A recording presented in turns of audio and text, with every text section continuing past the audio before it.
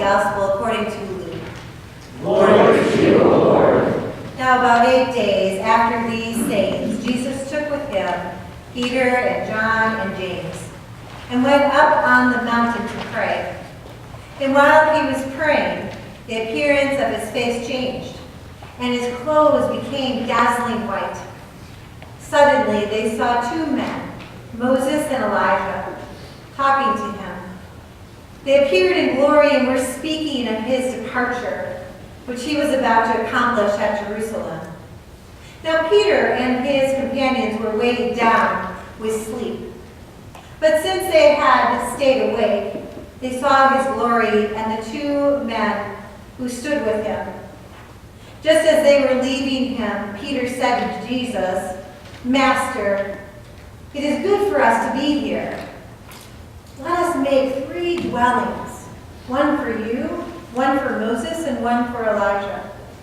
Not knowing what he said, while he was saying this, a cloud came and overshadowed them, and they were terrified as they entered the cloud.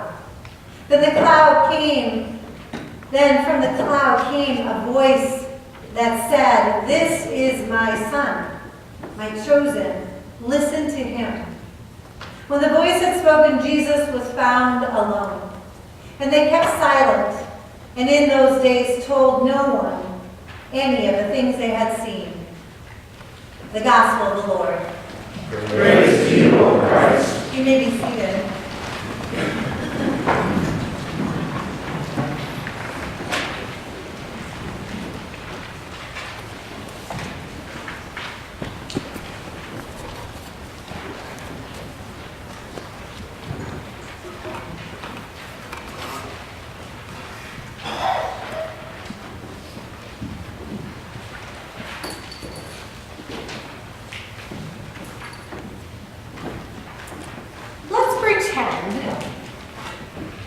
That this plate of cookies is my baggage.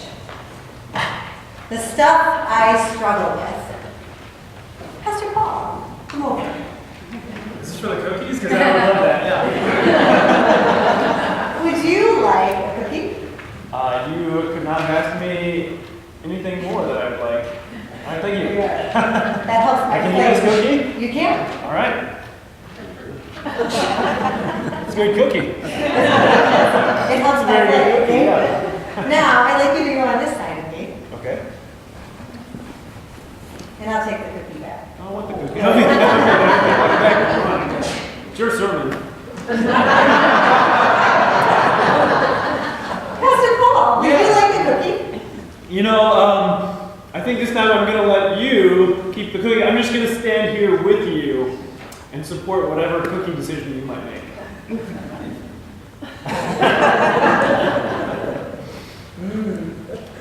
that good if I do my job? Okay, I'm dismissed. Now my mouth is full. That was good. So, what did you see? What was different? Pastor Paul ate my baggage, my cookie, and he did it here. Sympathy, empathy. The cookies, or baggage of the world, is giving us, the world is giving us, is not necessarily your cookies or my cookies, because the world has created a narrative that it wants us to accept. A narrative of fear, anxiety, and desperation. I can choose to eat the world's narrative and be overwhelmed, weighed down, and at times feel powerless. Or I can choose another narrative, a narrative that encourages us to step away, to pause, and not to consume it. A narrative that doesn't get caught up in the negative messages of the world, where we find ourselves frustrated, angry, and sometimes debilitated. We can instead choose a narrative that is taught by Jesus. Today, Jesus goes to the mountaintop with Peter, John, and James and pauses to see God, to pray. Think about that. Even Jesus needed a moment to pray and pause. Jesus, the one who should be closest to God, right? Jesus gets away to remember who he is, who God is, and their relation to each other. God's glory is revealed in Jesus, and we're reminded that God is at the center of the world. Jesus is with us regardless of what's going on in our world, in our community, or in our personal lives. And the way we remember and remind ourselves of that is to get away. We are quiet and we are praying so that we don't buy into the message that weighs us down. That's the reason we come here on Sunday. In a way, it's a mountaintop time where we center ourselves on God. Our theme for Lent will be lasting hope. When it seems that hope is lost in the world, we are called to step away and to be in the presence of God, to take a moment from the world's narratives that says there is no hope and we should be afraid. We are called to step away, but then to return. Lent begins with Ash Wednesday, remembering that we are dust, and to dust we shall return. A day that we remember that God is at the center of our life and the center of the world. Then on the following Wednesdays, our service will be structured to give you a space and a pause to pray. We will sing together the Holden Evening Prayer. We will also have reflective stations in the middle of the service that will help and guide us to center us in God's presence. At this very center, Pastor Paul and I will have healing oil to bless you. For those of you whose bodies are aching and you need a healing prayer for your body, but also those who emotionally are aching and needing a healing prayer.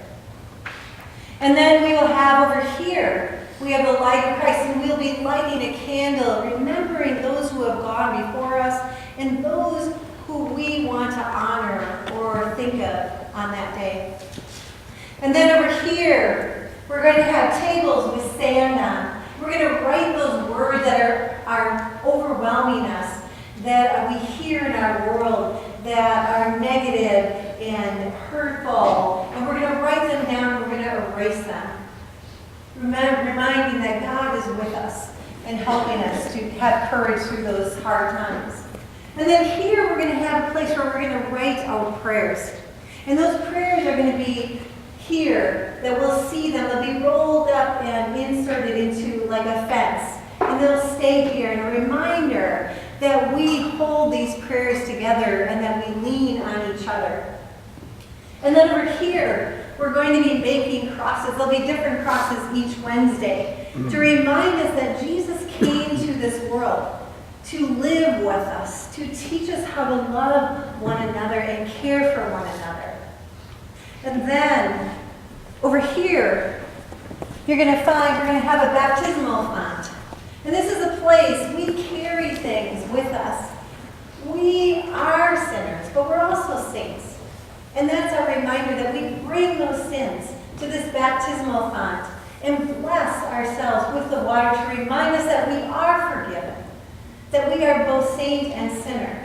And then on the very back, we are going to have a section of lasting hope words, where we're going to ask you to write words of lasting hope that you will see every Sunday morning, and we'll build upon it.